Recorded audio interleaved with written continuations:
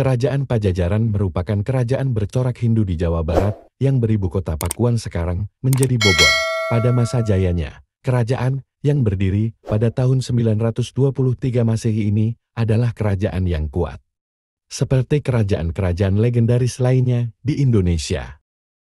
Kerajaan Pajajaran ini juga punya sejarah panjang, mulai dari terbentuknya kerajaan ini sampai keruntuhan dan peninggalan yang masih tersisa. Bisa dibilang bahwa kerajaan Pajajaran merupakan kelanjutan kerajaan-kerajaan yang berdiri sebelumnya, seperti Kerajaan Tarumanegara, Kerajaan Galuh, Kerajaan Kawali, dan Kerajaan Sunda. Menurut prasasti Sang Hyang Tapat, sosok yang mendirikan kerajaan Pajajaran tidak lain adalah Sri Jaya Bhupati. Ia mendirikan kerajaan ini pada 923 Masehi di Pakuan Pajajaran. Saat itu, kerajaan ini belum resmi dinamai Kerajaan Pajajaran. Setelah dipimpin Sri Jaya Bhupati, tahta kerajaan ini lantas jatuh ke tangan Rahyang Niskalawastu Kancana dan pusat kerajaan pun dipindahkan ke Kawali. Pada tahun 1428, Sri Baduga Maharaja atau Prabu Siliwangi dinobatkan untuk menerima tahta kerajaan Sunda dan kerajaan Galuh sebanyak 2 kali. Penobatan tersebut juga menjadi periode akhir kerajaan Sunda dan kerajaan Galuh, serta menjadi awal periode kerajaan Pajajaran yang beribu kota Pakuan Bogor. Setelah Prabu Siliwangi, tahta kerajaan ini lantas diteruskan oleh raja-raja lainnya. Nama semua raja tersebut telah termaktub dalam naskah Babad Pajajaran, Carita Waruga Guru, dan Carita Parahyangan. Masing-masing naskah tersebut punya urutan nama raja-raja yang berbeda. Selain Sri Jaya Bhupati, berikut beberapa nama raja yang pernah memimpin kerajaan Pajajaran. 1. Sri Baduga Maharaja atau Raden Pemanah Rasa berjuluk Prabu Siliwangi berkuasa antara tahun 1482 tahun 1521 Masehi yang memerintah di Pakuan. 2. Raden Surawisesa berkuasa antara tahun 1521 sampai tahun 1535 Masehi yang memerintah di Pakuan Pajajaran. 3. Ratu Dwata memerintah antara tahun 1535 sampai tahun 1543 Masehi yang memerintah di Pakuan Pajajaran. 4. Ratu Sakti berkuasa antara tahun 1543 sampai tahun 1551 Masehi yang memerintah di Pakuan. 5. Ratu Nilakandra di tahun 1551 sampai tahun 1567 Masehi meninggalkan Pakuan karena serangan Hasanuddin dan Maulana Yusuf. 6. Raga Mulia atau Raden Surya Kencana berjuluk Galuh Surya Kencana memerintah antara tahun 1567 sampai tahun 1579 Masehi yang memerintah di Pandeglang, Banten. Masa kejayaan kerajaan Pajajaran diraih saat kerajaan dipimpin oleh Sri Baduga Maharaja Pemanah Rasa. Kerajaan Pajajaran saat itu dalam keadaan tentrem dan teratur. Sri Baduga Maharaja sendiri mampu memimpin rakyatnya dengan memegang teguh asas kesetaraan dalam kehidupan sosial masyarakat. Salah satu kebijakannya yang ia berlakukan saat itu adalah membebaskan penduduk dari 4 macam pajak. Ia pun juga berkomitmen dalam pembinaan agama, membuat jalan, membuat parut pertahanan, dan memperkuat angkatan perang. Khusus untuk yang terakhir, Sri Baduga berhasil membuat kerajaan Pajajaran memiliki angkatan perang yang tangguh.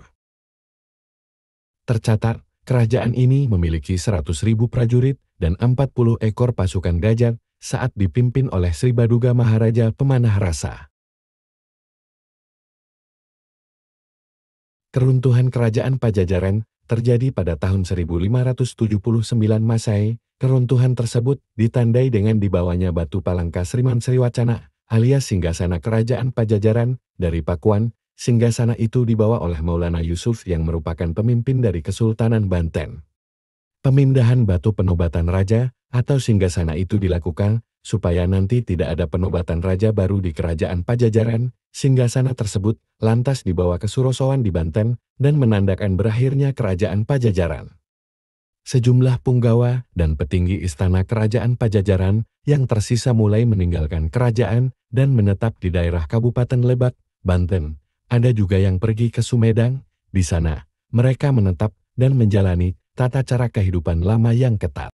Sekarang, Orang-orang yang pergi ke daerah Banten sering dikenal dengan sebutan orang Baduy, namun mereka menyebutnya Kampung Kanekes.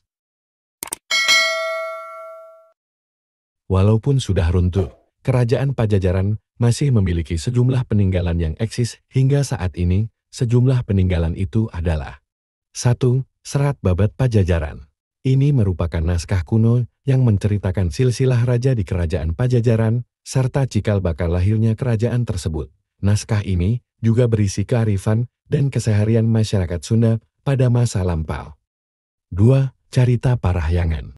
Naskah yang dibuat pada akhir abad ke-16 ini menceritakan sejarah Sunda, mulai dari zaman Kerajaan Galuh sampai runtuhnya Kerajaan Pajajaran oleh Kesultanan Banten. Naskah ini juga memuat berbagai nama tempat, baik yang berada di dalam kekuasaan Kerajaan Pajajaran maupun daerah lainnya di Pulau Jawa. Sebagian nama daerah itu masih ada sampai sekarang. Beberapa di antara nama daerah itu adalah Ancol, Ciranjang, Cirebon, Gunung Galunggung, Kabupaten Kuningan, Gunung Puntang, Rancamaya.